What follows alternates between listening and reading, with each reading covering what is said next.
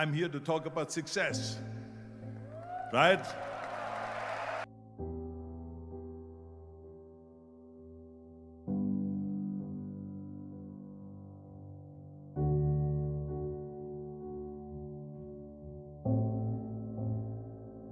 The first rule of success is to have a vision.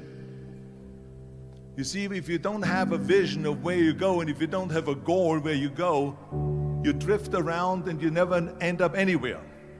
It's like you can have the best ship in the world, you can have the best airplane in the world. If the pilot or the captain doesn't know where to go, it would just drift around. It would not end up anywhere, or most likely in the wrong place. So I was very fortunate that I stumbled onto my vision. I mean, as you know, I was born in 1947 in Austria after the Second World War. And I didn't really like Austria when I grew up. I couldn't wait to get out of there. I couldn't see myself becoming a farmer or a worker in a factory or anything like that. Even though my parents wanted me to stay there and have a normal life. My father wanted me to become a police officer like he was. My mother wanted me just to stay there and marry a girl with the name of Heidi, hopefully, and have a bunch of kids and run around like the Van Trapp family in The Sound of Music. But that was their vision, not mine. My vision was totally different. I felt that I was born for something special, for something unique, for something big. Do you know how great it felt that I knew where I was going? Imagine the majority of people don't know where they're going. When you have a goal, when you have a vision, everything becomes easy. Because remember that in America, for instance, when you study, you will see the percentage of people that like their jobs. 74% hate their job in America. Now, there is not much different when you come to Europe. The majority of people don't like what they're doing because they're really not doing it because they didn't have a goal and they followed this goal.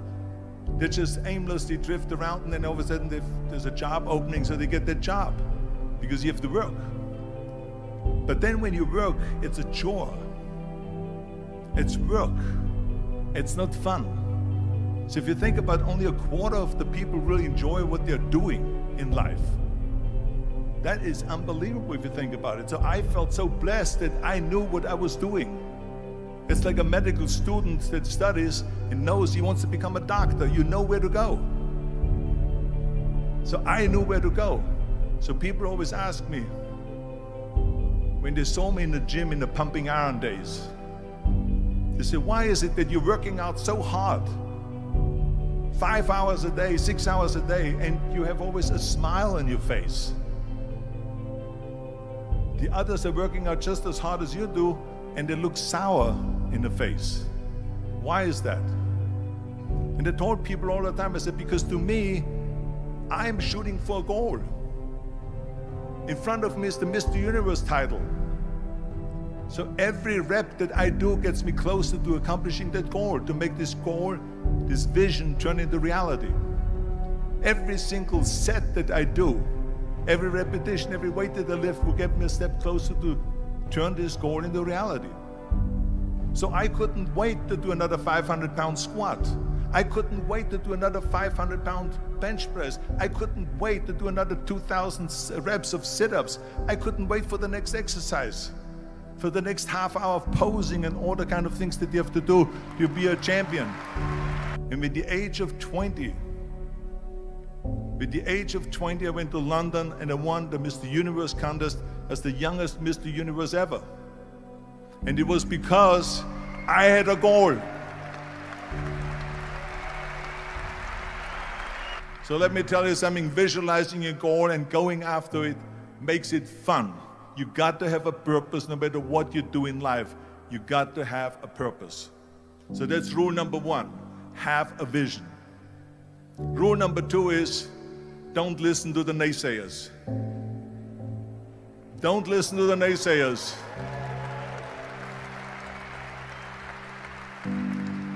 Everything I ever did, the thing that I heard out of people's mouth was, that's impossible. that can't be done or no. So whenever someone said to me, it can't be done, I heard it can be done. When they said no, I heard yes. And when they said it's impossible, I heard it is possible. I'm a strong believer of what Nelson Mandela said, that everything is always impossible until someone does it. Well, I'm going to be the one, I said to myself, I'm going to do it and I'm going to show it to them. Maybe it has never been done before. That's perfectly fine with me. But I'm going to do it. And I did not listen to the naysayers. The next thing, the third point that I'm going to make to you is, before we sit down with Jürgen and talk about the rest of the three, is work your ass off. There is no magic pill. There is no magic out there. You cannot get around. You have to work and work and work. And it drives me crazy when people say that they don't have enough time to go to the gym for 45 minutes a day and work out, or to do something for 45 minutes to an hour a day to improve, if it is physically improve or if it is mentally to improve. Imagine you read 1 hour a day about history. How much you will learn after 365 hours in 1 year. Think about if you study about the history of musicians, of composers, how much you would know. Imagine if you would work on a business, on some business that you want to develop every day for an hour. Imagine how further along you will go and get. So it drives me nuts because when people say we don't have the time, we have 24 hours a day. We sleep 6 hours a day, so that gives you still 18 hours. And there's someone shaking their head out here in front. They say probably, I don't sleep 6 hours, I sleep 8 hours, right? Or just sleep faster.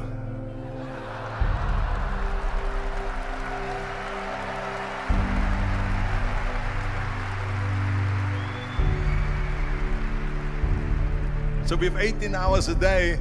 The average person works around 8 to 10 hours. So let's assume it's 10 hours, so we have 8 hours left. Then you travel around an hour a day, maybe 2 hours a day. So now you have still 6 hours left.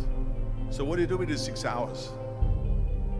What do you do with these 6 hours? Then we eat a little bit, then we schmooze a little bit, talk a little bit to people and all that stuff. But you can see how much time there is available if you organize your day. So you got to work hard. I mean, let me tell you something. When I went to America, I went to college. I went and worked out 5 hours a day. And I was working on construction. Because in those days in bodybuilding, there was no money. I didn't have the money for food supplements or anything. So I had to go to work. So I worked on construction. I went to college. I worked out in the gym, and at night from 8 o'clock at night to 12 midnight, I went to acting class 4 times a week. So I did all of that. There was not one single minute that I wasted. I became very friendly with Muhammad Ali in the 70s. And Muhammad Ali worked his butt off. And I saw it firsthand. And I remember that there was a sports writer that was there in the gym when he was working out and he was doing sit-ups. And they asked him, how many sit-ups do you do? And he said, I don't start counting until it hurts. Now think about that. He doesn't start counting his sit-ups until he feels pain. That's when he starts counting. That is working hard. And so you can't get around the hard work. It doesn't matter who it is. As a matter of fact, I believe what Ted Turner said, work like hell and advertise.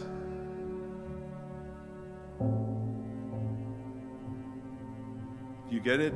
Work like hell, go to bed, and early to rise, work like hell and advertise. So you work your ass off, and then you let the world know about your work. That's what it is all about.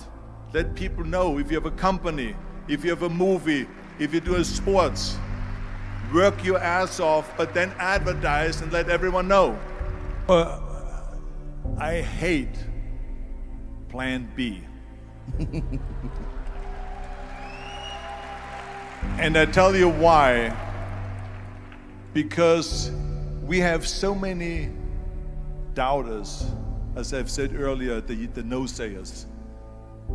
We have so many of those people that say no, and you can't do it, and it's impossible. That is okay, because we just turn off, as I said earlier, and we listen and we hear the no being a yes. You can't do it, you can do it, and all of that. So that is possible to do that amongst all the negative people around you. But when you start doubting yourself, that's very dangerous. Because now what you're basically saying is that if my plan doesn't work, I have a fallback plan, I have a plan B. And that means that you start thinking about plan B, and every thought that you put into plan B, you're taking away now that thought and that energy from plan A.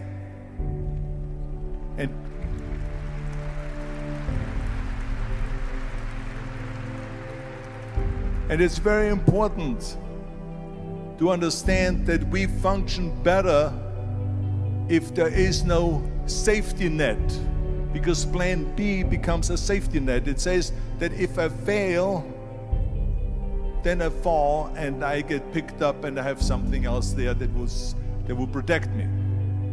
And that's not good, because people perform better when there's no safety net. People perform better in sports and everything else if you don't have a plan B. To me, it is very dangerous to have a plan B, because you're cutting yourself off from the chance of really succeeding. And the reason, one of the main reasons why people want to have a plan B is because they are worried about failing. What is if I fail, then I don't have anything else? Well, let me tell you something. Don't be afraid of failing, because there's nothing wrong with failing.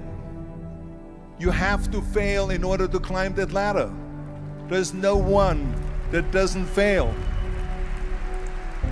We all fail. It's okay.